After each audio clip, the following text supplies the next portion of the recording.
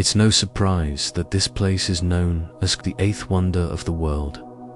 Sigiriya is an incredible sight in Sri Lanka, unlike anything else on our planet. It's a massive, monolithic rock, about 200 meters tall, with a flat summit, as if someone had sliced it with a giant, sharp blade. On top of this rock lie astonishing ruins, still shrouded in mystery.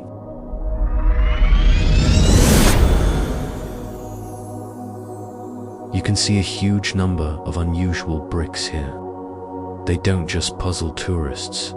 Even archaeologists can't fully understand what these structures were actually used for. What they do confirm is that everything you see at Sigiriya is at least 1,500 years old. But the real mystery isn't what these structures are, it's how they were built.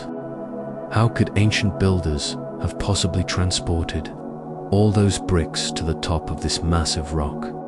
According to estimates, there are at least 3 million bricks here. Of course, it would have been impossible to make those bricks directly on the rock, since there wasn't enough clay, so they must have been carried up from the ground. Now here's the truly strange part. There are no ancient staircases leading from the ground to the summit of the rock. All the metal stairways you see today were only constructed in the last century. Although the ancient builders did create some stairways, they were very limited and certainly not enough to reach the summit. That's exactly why no one, not even the locals, knew about Sigiriya until about 200 years ago, when a British man named Jonathan Forbes discovered these remarkable ruins in 1831. So how did the very first people ever reach the top of Sigiriya? We might assume they could have climbed up through the steep forested hills, but carrying 3 million bricks up from the ground would have been absolutely impossible. There must have been proper stairways. Even if we imagine that the bricks were somehow transported directly onto the rock by some mysterious means, the construction work here would have required hundreds of workers. But then comes another question. How did they even manage to live here? There are no fruit trees or crops around the rock that could have supported such a population. And when you look even closer, you'll notice not just bricks, but also thousands of marble blocks, which do not naturally come from this region at all. Experts agree that marble cannot be found naturally anywhere near this site. So how was it transported all the way up here, to a height of 200 meters? Once again, with no ancient stairways. This question remains a huge challenge for us even today. What's even more astonishing is the presence of the world's largest man-made monolithic freshwater reservoir carved from solid granite, right on top of this flat summit. This massive pool measures about 27 meters long, 20 meters wide, and around 2 meters deep. It was built by cutting away huge blocks of granite to form the basin.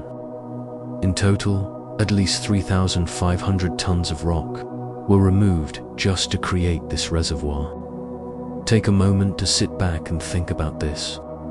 If humans had really used only primitive tools, chisels, hammers, and axes and granite, one of the hardest stones on Earth, removing 3,500 tons of it would have taken many, many years. Something doesn't seem quite right here. When we examine the walls of the reservoir closely, we don't see typical chisel marks. Instead, we find long, smooth grooves, curved and continuous, almost as if they were carved in one motion.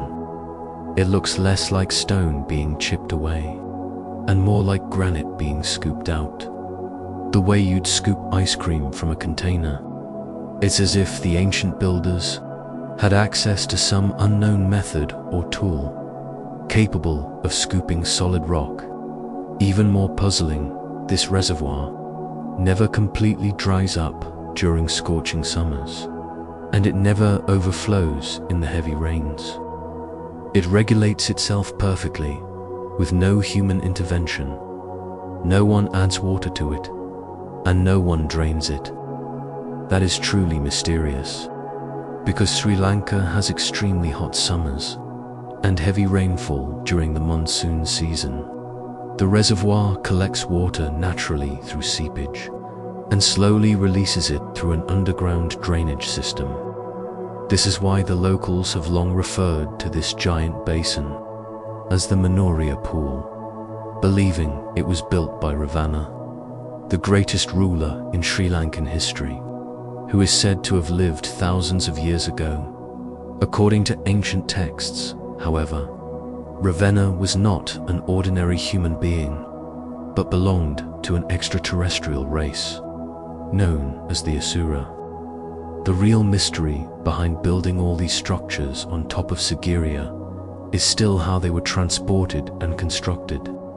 Even today, with stairways, railings, modern conveniences, and good physical fitness, it still takes nearly 2 hours to reach the summit.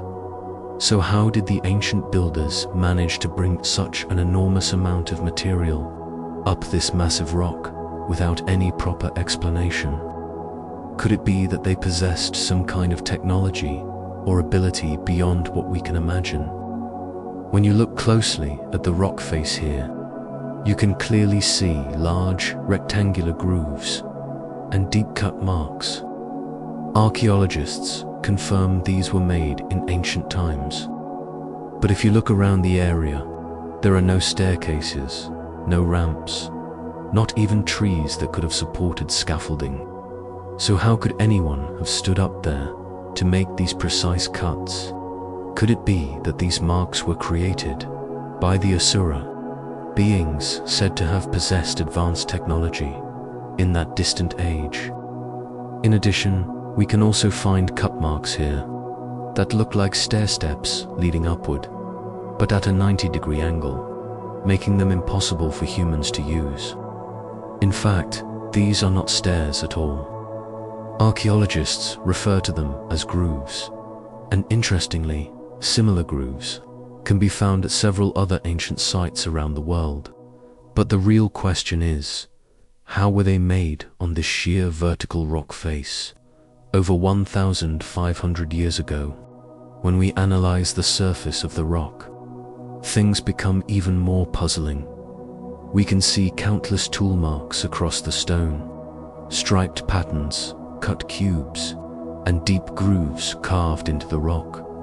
But many of them run horizontally, so we must rule out the idea that these grooves were meant to channel water or serve any similar practical purpose. And how could they make precise cuts on vertical rock faces without stairways or even a place to stand? Could it be that Sigiriya was, in fact, built by the Asura, a people said to possess extraordinary technology? Don't forget to let us know your thoughts in the comments below. And be sure to share this video with your friends. We'll see you again soon in the next episode of Mystery World Explorer. Goodbye for now.